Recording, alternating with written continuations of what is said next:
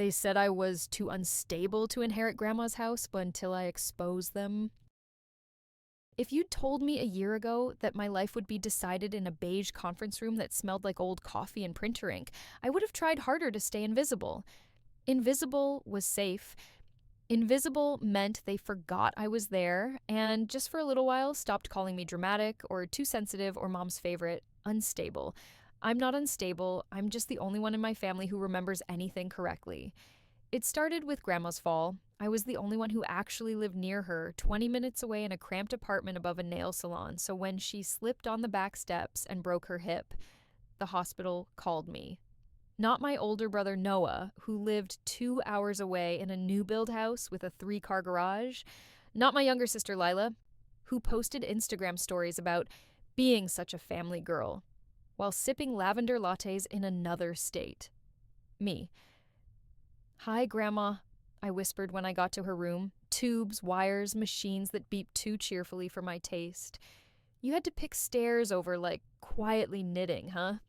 She tried to smile. "Those geraniums weren't going to water themselves, Liv." I pretended not to see her wince. I visited every day. I argued with nurses about her pain levels. I refilled her lotion. I brought books and read her chapters until my throat hurt. On good days, we gossiped about the doctor with the perfect hair. On bad days, I pretended not to see when she cried because she couldn't sit up without help. Noah came once. He stayed for 20 minutes, took a selfie with her to show the boys, and left early because he had a huge client meeting tomorrow. Lila didn't come at all. She sent a fruit basket with a note that said, "Get well soon, Nana." Manifesting healing vibes. Grandma squinted at it. What on earth is a manifesting vibe? I shrugged. Probably something that goes with lavender lattes. We laughed. Then she grabbed my hand with surprising strength. "You always show up," she said. "You know that, right?" My eyes burned. Somebody has to. When they transferred her home for rehab, the somebody was me. I moved into the extra bedroom so I could help her transfer from bed to chair, make meals, wash her hair. I went from part-time receptionist to no-time anything because between medication schedules and physical therapy, there wasn't much left of me to give. Noah and Lila finally showed up then. They came with clipboards. "Don't freak out," Noah said in the tone of someone who was about to say something deeply infuriating. "We thought it might be good to get some things organized for Grandma's sake." Lila nodded sympathetically like she was on some gentle reality show. "Estate planning, that kind of thing, just in case." "In case she decides to outlive all of you out of spite," I said. "She could." Grandma smirked from her recliner. "Oh, don't tempt me." They had a lawyer, they said, a friend of Noah's from college who specialized in this stuff. All Grandma had to do was sign some papers so everything would be simple someday. Something in my chest tightened. Shouldn't she have her own lawyer? Noah gave me the patient big brother look. "Liv, nobody is trying to do anything shady. We're just making sure there's a plan so you're not alone with all this when the time comes." Alone with all this. I looked at the pill organizers I'd labeled, the laundry I'd folded, the dishes in the sink. "Yeah," I said, "wouldn't want me to be alone with all this." I'll give my siblings credit. If manipulation were an Olympic sport, they'd at least make the finals. First came the concerns about me. "I'm just worried about Liv," Lila said one night while I was in the kitchen, pretending not to hear. "She's always been a little overwhelmed. Remember how she cried for 2 hours when Dad forgot her school play?" "I remember you telling her she was making it up," Grandma said dryly. Lila laughed. "I was a kid," Noah cleared his throat. "It might be too much, her being here full time. We could look into a facility, professionals, people trained for this." I dropped a plate into the sink harder than necessary. Grandma's voice floated in. "Olivia is a professional. She's been doing a better job than any of you." Bless that woman. But the comments continued. "You're not sleeping, Liv. You're snapping at everyone. Maybe you're taking on more than you can handle." They started bringing up my anxiety, the therapy I'd done in college, the one panic attack I'd had on a family trip that they still treated like a quirky personality trait rather than the worst moment of my life. When I pushed back, Noah would sigh. "See? This is what I mean. You're so emotional. We're trying to help. They'd say it calmly, gently, as if I were the unreasonable one for not nodding along, while they quietly loosened my grip on my own life. Gaslighting in our family didn't come in shouting matches. It came in sighs and shared looks over my head. The will talk escalated when Grandma had a bad night. She'd gotten confused, tried to get up alone, nearly fallen. We got lucky, just a bruise. But the scare lit a fuse under Noah. "We need to finalize things," he said the next day, pacing the living room. "This is irresponsible." "She already has a will," I said. "She made one after Grandpa died. Remember?" "This is just updating it," he said. "House prices have changed, assets, and we need to put something in place about your caretaking arrangement." "My what?" Lila tucked her hair behind her ear. "Liv, it's not an attack, but what if this is too much for you long term? What if your mental health—" "My mental health is fine," I snapped. "I'm tired. There's a difference." Noah exchanged a look with her, the kind of look that says, "See what I mean?" Grandma watched all of this from her chair, eyes sharp. "I don't need a new will," she said. "And if I did, I'd get my own lawyer, not some boy who still calls Noah Brisef." "Grandma," Noah said softly, switching to his gentle voice, "you've been forgetting things. This is just us trying to help. You don't want Olivia to be stuck here forever, do you?" There it was, my chest clenched, stuck here. As if being with her, this woman who'd raised us on casseroles and stubbornness, was some kind of trap I'd fallen into instead of a choice I made every morning when I put her socks on for her. I'm not stuck," I said quietly. No one looked at me. The moment I realized how bad it really was, we were at the kitchen table, Grandma was napping, Noah had his laptop open, scrolling through a document with way too many paragraphs. "Just look it over," he said. "No pressure. The lawyer says it's standard." I skimmed the legalese. Most of it was exactly that, dense, boring, unintelligible, but then I hit a phrase that made my stomach drop. Due to concerns regarding Olivia Carter's mental stability and capacity to handle financial matters, I read it again. "Excuse me," I said, my voice dangerously calm. "What is this?" Noah leaned over. "Oh, that's just wording. The lawyer suggested it based on, your history." "My history," I repeated. "You've always been sensitive," Lila chimed in. "Prone to overreacting. We don't want to put pressure on you. This way the house goes to Noah and me, and you're mentioned as a care beneficiary. You'll be taken care of." The way you say kennel when you're trying to sell a dog on the idea.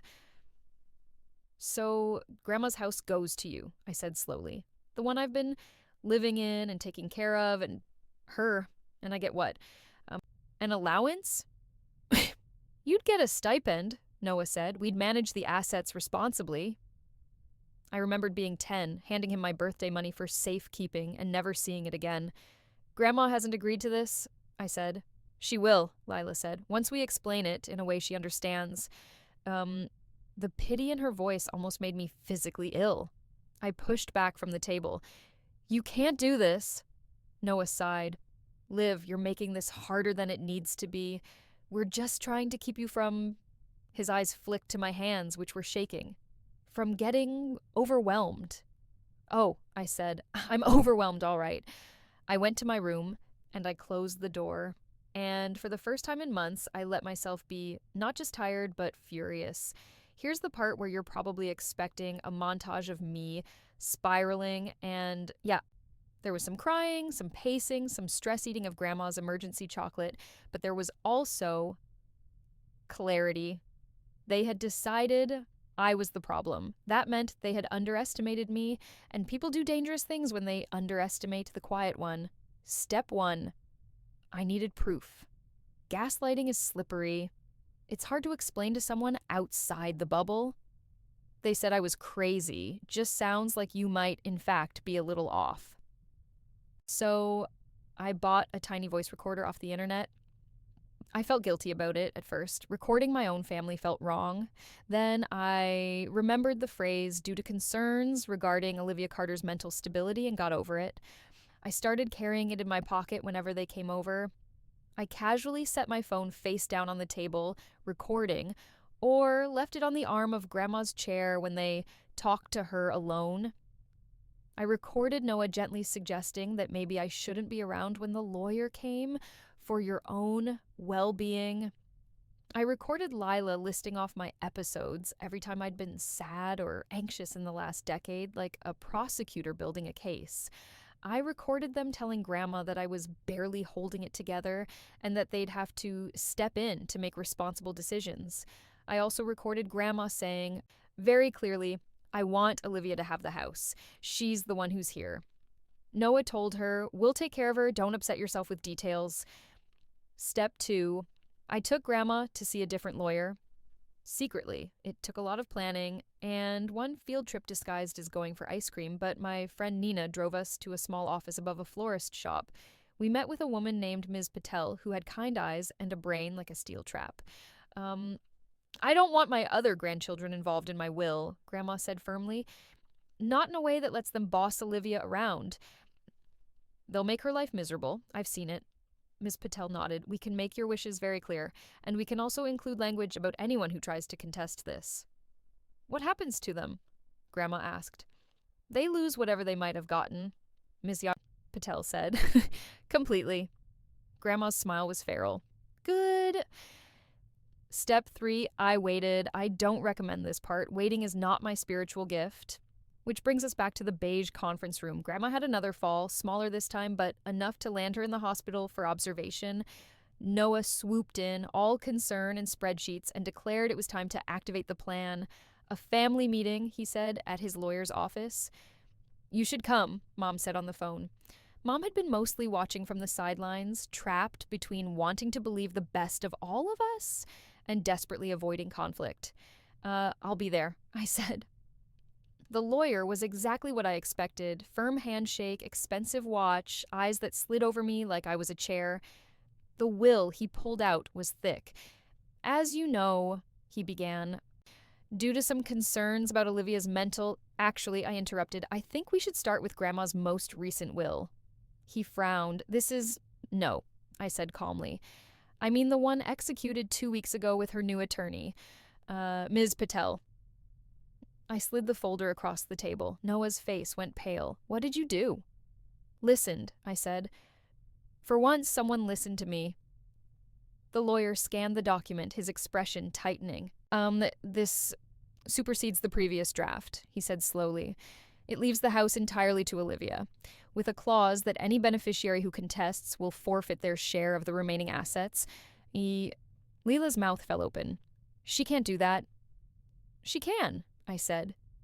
She did. She also had a full psych evaluation. The doctor signed off on her capacity in case you're thinking of claiming she wasn't of sound mind. I pulled out the report and placed it on the table like a winning card. Noah's jaw clenched. You manipulated her, he said. You took advantage of her condition. Oh, did I? I said softly. Is that what I did? I took a deep breath. Because from where I'm sitting, it sounds a lot like the two of you spent months telling her I was incapable, that I was unstable, that I'd fall apart without your supervision. I actually brought something that might help clarify. I pulled out my phone, opened the folder of audio files, and pressed play. Noah's voice filled the room. Liv is barely holding it together. You know how she gets. We can't trust her with big things like the house. Lila's next. She's always been emotional. Remember the panic attack? I mean, does that sound like someone who can manage an estate? Then Grandma's. I want Olivia to have the house. She's the one who's here. They had the decency to look uncomfortable. The lawyer cleared his throat. Is that legal? Recording in my own home? In our state? I smiled, all teeth. Yes. I turned to Noah and Lila. You painted me as unstable to control Grandma's assets, I said. You tried to make it look like I was the problem so you could swoop in as the responsible adults. That ends today. Lila's eyes filled with tears. Liv, we were worried about you. No, I said. You were worried about the house, about money, about who gets to be in charge. For the first time, Noah didn't have a calm, reasonable answer. He just looked caught. Ms. Patel, who had come at my request and was sitting quietly in the corner, chose that moment to speak up. Legally, She said, "Your grandmother's wishes are clear. If you choose to contest, we will happily present these recordings, her evaluation, and a list of caregiving logs Ms. Carter kept for months. I suspect a judge will not look kindly on your attempts to sideline the primary caregiver." Her tone was pleasant. It was also terrifying. Noah swallowed. "So that's it? We get nothing?" "You get exactly what Grandma left you," I said. "Her jewelry that's already distributed, some savings she specified, and the option to visit without trying to run my life."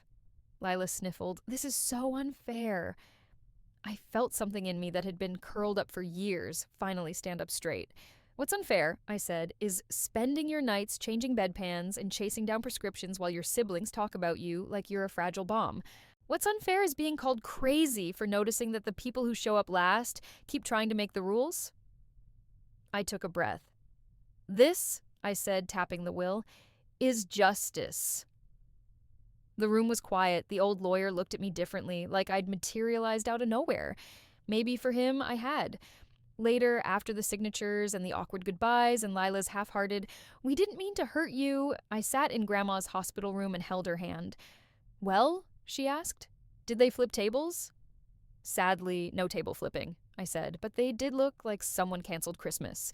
She chuckled. "Good, maybe they'll learn something." "Think so?" I asked. She squeezed my hand. "I think you did. That's what matters." I sighed. I still feel a little bad. "You can feel bad and be right," she said. "Those things are allowed to coexist." I rested my head on the blanket by her arm. "I spent so long thinking I was the weak one," I admitted, "the too emotional one, the one who couldn't handle anything." "And now?" she asked.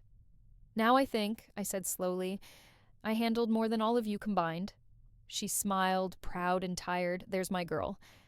My life did get decided in a beige conference room, but for once I wasn't the one everyone felt sorry for. I was the one who wrote the ending. The E.